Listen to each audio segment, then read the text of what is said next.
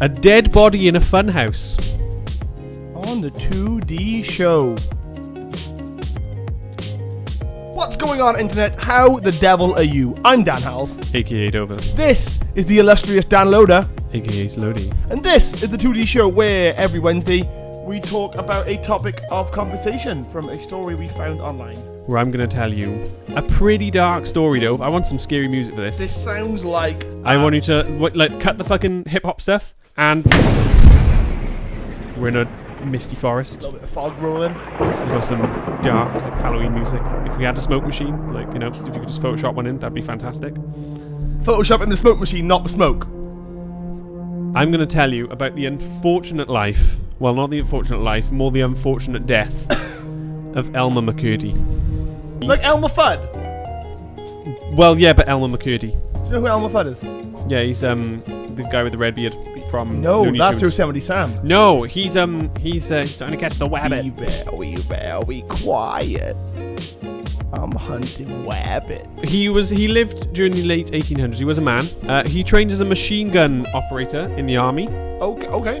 And started robbing trains with nitroglycerin. Okay, pretty standard dude. Yeah. He was part of like a bandit group. Like he was like they would rob. He's a highwayman. Yeah, But basically, a train with trains. Like they would stop and rob trains. I've always thought it was cool in like films, but I assume it's happened in real life.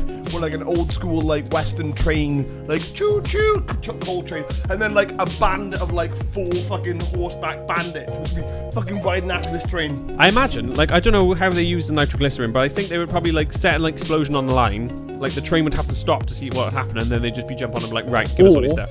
They cut the car in half. Just let the train go off on its own.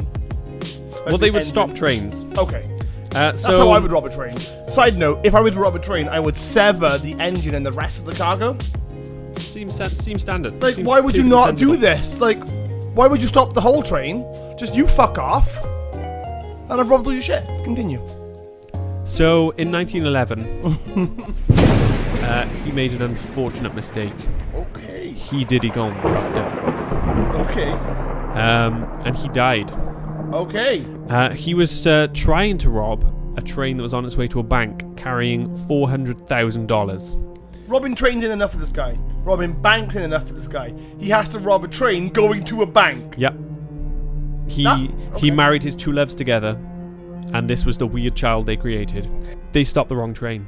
Oh shit! He ended up dying, but I don't know how the circumstance of how he died. Ended up getting $46, Oh, that's quite a big difference, load. 2 bottles of whiskey, a coat,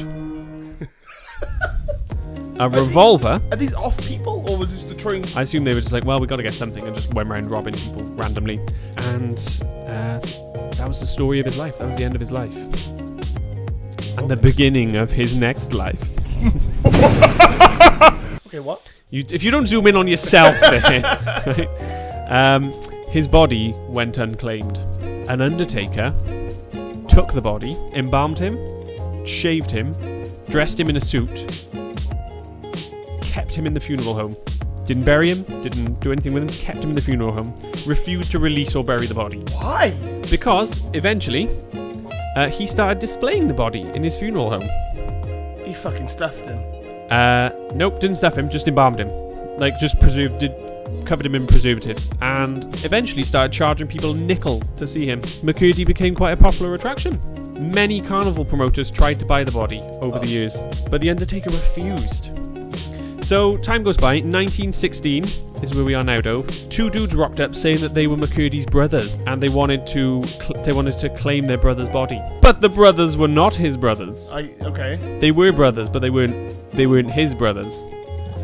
They were actually James and Charles Patterson, owner of the Great Patterson Carnival shows. Oh shit, he got swindled. They featured him as the outlaw who would never be captured alive in their carnival show. Carnivals were fucked up during these days. In 1922, their carnival was unfortunately sold to a guy called Louis Sonny. Is that the Undertaker? Please tell me it was like a massive corporate takeover.